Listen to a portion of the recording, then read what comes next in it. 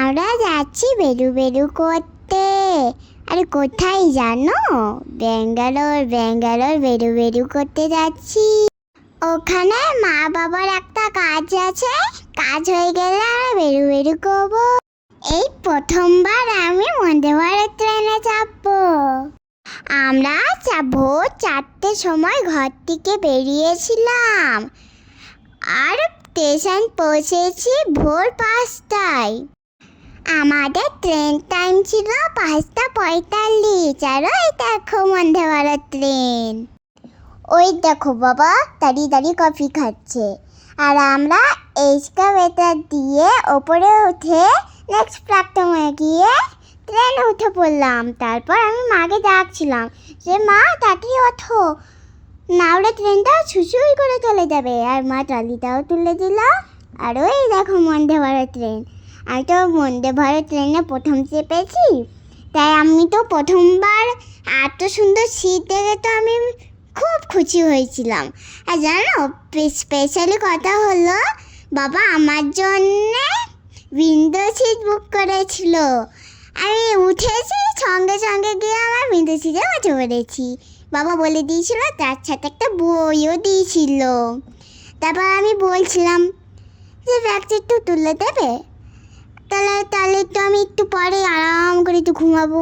তা ওই দেখো কত সুন্দর ট্রেনটা, চারিদিকটা দেখো কত সুন্দর আর বিউটিফুল ট্রেনটা।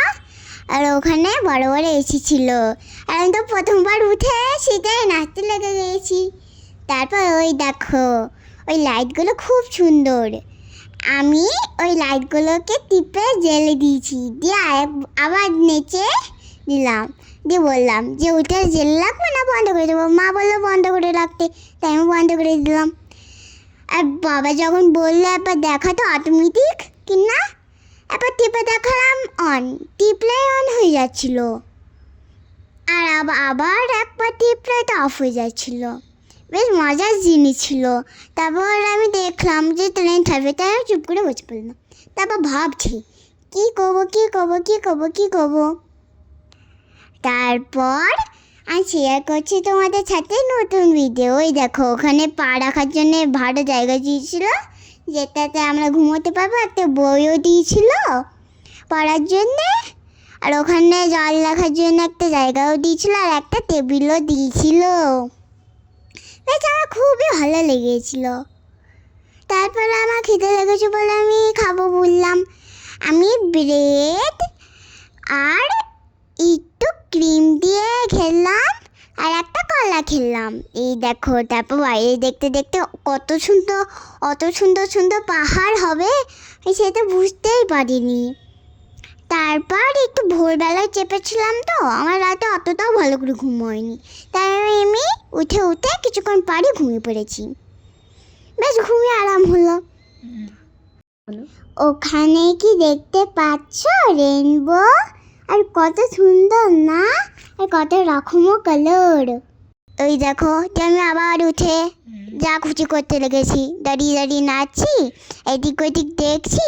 আর ওই পাহাড়টা দেখো কত বড়, কত সুন্দর।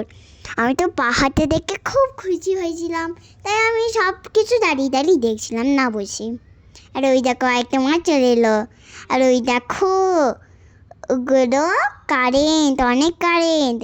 আমি তো প্রথম বুঝতে পারি ওগুলো কি, তাই আমি বলছিলাম ও বাবা দেখো এগুলো, এই ফ্যানগুলো তো গোছা যেতেই হাওয়া করে দেবো, আর কত ঠান্ডাও হবে।